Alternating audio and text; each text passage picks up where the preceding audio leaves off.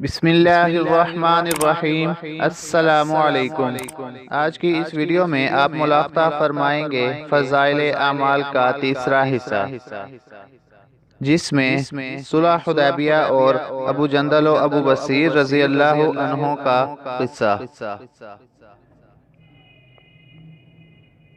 سن 2 ہجری میں حضور اقدس صلی اللہ علیہ وآلہ وسلم عمرہ کے ارادہ سے مکہ تشریف لے جا رہے تھے۔ کفار مکہ کو اس کی خبر ہوئی، وہ اس خبر کو اپنی ذلت سمجھے، اس لیے مزاحمت کی، اور حدیبیہ میں آپ صلی اللہ علیہ وسلم کو رکنا پڑا۔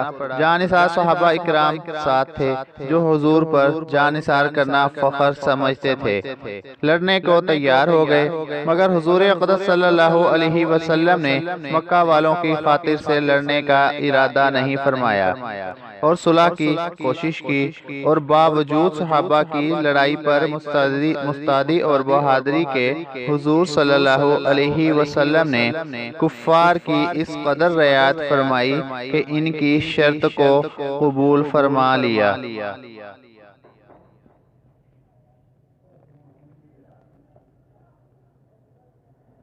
صحابہ اکرام رضوان اللہ علیہم اجمعین کو اس طرح دب کر صلح کرنا بہت ہی ناگوار تھا، مگر حضور کے ارشاد کے سامنے کیا ہو سکتا تھا کہ جانثار تھے اور فرما بردار۔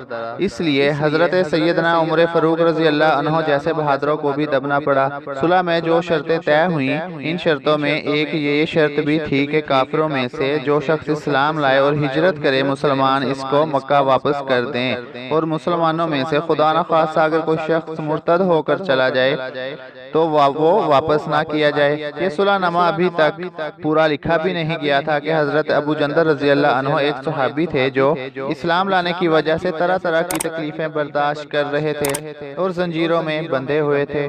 اسی حالت میں گرتے پڑتے مسلمانوں کے لشکر میں اس امید پر پہنچے کہ ان لوگوں کے حمایت میں جا کر اس مصیبت سے چھٹکارا پاؤں گا۔ ان کے باپ سہیل نے، جو اس صلح نامہ میں کفار کی طرف سے وکیل تھے اور اس وقت تک مسلمان نہیں ہوئے تھے، فتح مکہ میں مسلمان ہوئے۔ انہوں نے صاحبزادے کے تماچے مارے اور واپس لے جانے پر کہا۔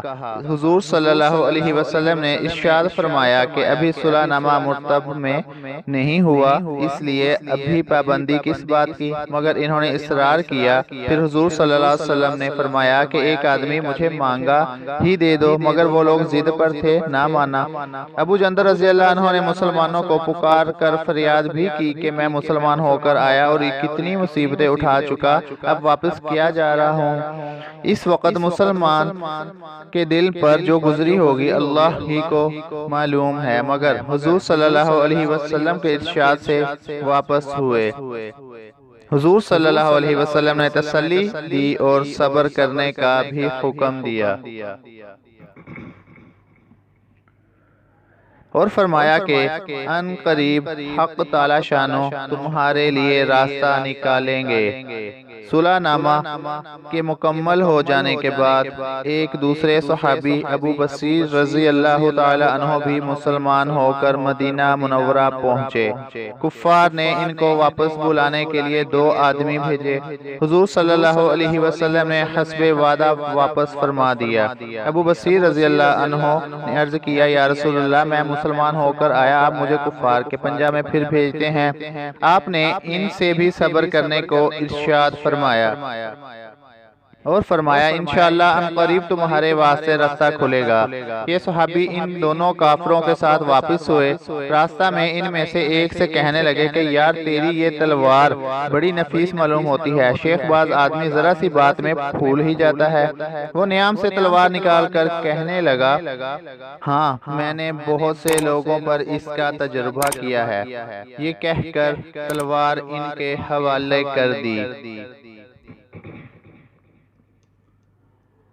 انہوں نے اسی پر اس کا تجربہ کیا۔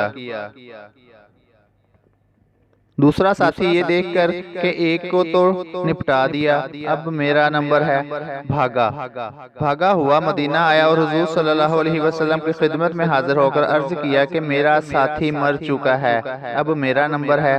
اس کے بعد ابو بصیر پہنچے اور عرض کیا، یا رسول اللہ صلی اللہ علیہ وسلم، آپ اپنا وعدہ پورا فرما چکے کہ مجھے واپس کر دیا اور مجھ سے کوئی عہد ان لوگوں کا نہیں ہے جس کی ذمہ داری ہو، وہ مجھے میرے دین سے ہٹاتے ہیں، اس لیے میں نے یہ کیا۔ حضور اقدس صلی اللہ علیہ وسلم نے فرمایا کہ لڑائی بھڑکانے والا ہے، کاش کوئی اس کا معین و مددگار ہوتا۔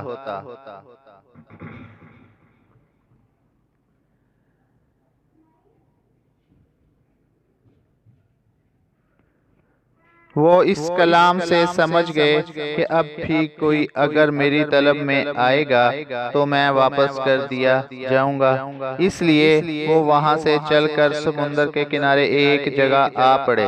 مکہ والوں کو اس قصہ کا حال معلوم ہوا تو ابو جندل رضی اللہ عنہ بھی، جن کا قصہ پہلے گزرا، چھپ کر وہیں پہنچ گئے۔ اسی طرح جو شخص مسلمان ہوتا وہ ان کے ساتھ جا ملتا۔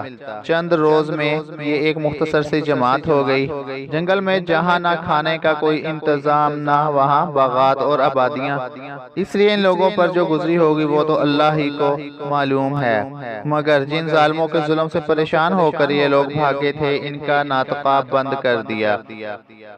قافلہ ادھر کو جاتا اس سے مقابلہ کرتے اور لڑتے، حتیٰ کہ کفار مکہ نے پریشان ہو کر حضور کی خدمت میں عاجزی اور منت کر کے اللہ کا اور رشتہ داری کا واسطہ دے کر آدمی بھیجا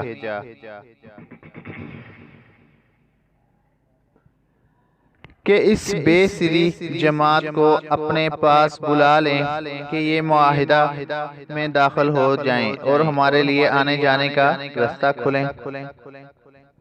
لکھا ہے کہ حضور کا اجازت نامہ جب ان حضرات کے پاس پہنچا تو ابو بصیر رضی اللہ عنہ مرض الموت میں گرفتار تھے۔ حضور صلی اللہ علیہ وسلم کا والا نامہ ہاتھ میں تھا کہ اسی حالت میں انتقال فرمایا۔ آدمی اگر اپنے دین پر پکا ہو، بشرطے کہ دین بھی سچا ہو، تو بڑی سے بڑی طاقت اس کو نہیں مٹا سکتی۔ اگر مسلمان کی مدد کا تو اللہ کا وعدہ ہے، بشرطے کہ وہ مسلمان ہو۔